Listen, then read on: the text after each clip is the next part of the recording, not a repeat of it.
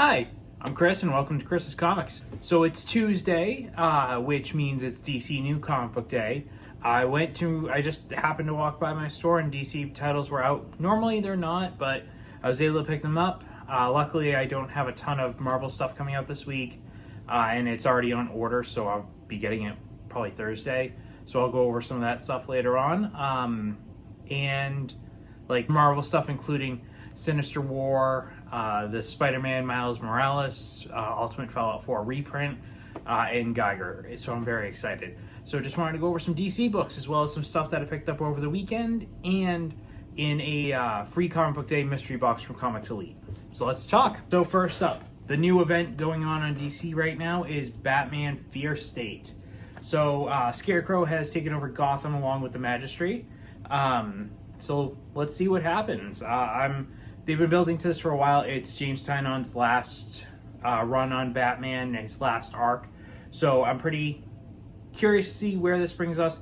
He's built up a lot of this stuff, like with Miracle Molly. I know the Gardener is going to take into account Peacemaker or Peacekeeper is going to be a big factor here. Scarecrow. I actually read this issue before filming this, and it was actually really good. I was quite surprised of how good it was. I mean, I was expecting it to be really good, but it exceeded my expectations. So I got the regular cover as well as the Virgin foil variant as well. I was pretty excited about that. When I saw this, I was like, ooh, definitely a must grab. Next up, Batman Superman Annual #1, 2021 Annual. This is pretty cool. So the first page, the cover here is Superman in Gotham with the bat signal, and the second page is Batman with the Daily Planet. So I believe there's two separate stories in here, one facing one way, the other facing the other. This series is, I think I mentioned this before, it's kind of hit some highs and lows on here. I know Josh Williamson started off the series, especially with like Batman Who Laughs and stuff like that. So it was really good, and then once they switched writers, it kind of fell off a little bit for me. Like, I know the last arc was, for me, it wasn't the best. But I will still read it. I'll still give it a chance, and we'll see how it goes. Next up, Static #3. Static Season 1 #3. I was always a big fan of Static Shock. I used to watch that cartoon all the time. I love Virgil. I thought it was awesome. Gear is always awesome. I always loved when he teamed up with like the Justice League, specifically Batman. My favorite episode of that entire series is when he goes to the future and he meets up with Terry McGinnis to rescue future Static.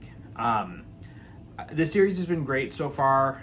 It's good to finally read a Static Shock comic book. I've never read any before.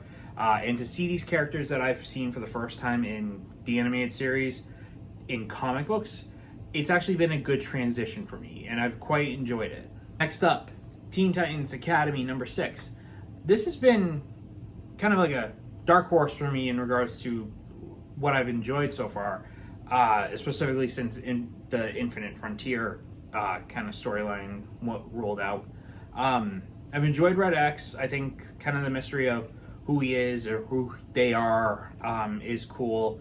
I liked all the new characters that they're including and also sprinkling in like the well-knowns like Nightwing, Starfire, Beast Boy, stuff like that. It's been a really good series so far. Like I said, it's 6 issues in. It's had a lot of tie-ins with Suicide Squad, specifically with Red X. So if you haven't read Teen Titans Academy, pick definitely a good grab, as well as the Suicide Squad series out right now. Speaking of Infinite Frontier, we got Infinite Frontier #5. This series was so good. Honestly, the last page of the last issue, like it really was one of the best last pages that I've seen in a while. We got Joker as a Yellow Lantern, so that's really awesome. I've enjoyed Calvin Ellis in here. I've enjoyed Thomas Wayne's Batman. I feel like he's in a little bit of a redeeming arc, especially after everything he did with Bane in City of Bane. This series has been great. Again, Josh Williamson, he's one of my favorite writers, and I am excited to read this afterwards. Last but not least, in regards to DC pickups this week, Aquaman 80th Anniversary 1940s variant. These 80th Anniversary comics are really awesome. I've picked up ones for Batman, Green Lantern, Joker. I don't know if there was one for Flash. But they're really good. They have really great stories in here. I love all the variants. I love how each variant is the character throughout, like, since they've been incepted into the universe. So I personally like this one in regards to the covers. Now for some weekend pickups, as well as some pickups from the Comics Elite mystery box. So first, we got Superman Red and Blue number 5. I picked up the entire series. I don't know why I didn't pick up number 5. So I really enjoyed this cover. I love this series. I think I love, like I've said before, I love these like anthology colored series. So if you haven't checked it out, like I said, I believe the run is over at 6 issues. So it's a good pickup. We got Batman Legends of the Dark Knight number 16 and 17, which is the first appearance of Venom in the DC universe. Honestly, this is probably one of my favorite covers ever, and I'm excited to get it. Like, Batman just looks so creepy there. We got another copy of Batman Urban Legends number 6, which is the Tim Drake issue. Amazing Spider-Man 392, which is probably the closest I'll ever get to holding a Spider-Man number 50, which is the Spider-Man No More. This is Peter Parker No More. I know it's not the same thing, but this is probably the closest I'll ever have. Sinister War number 1. This was my favorite variant from the series, from the first issue. It finally came in, and I was very excited to finally grab it.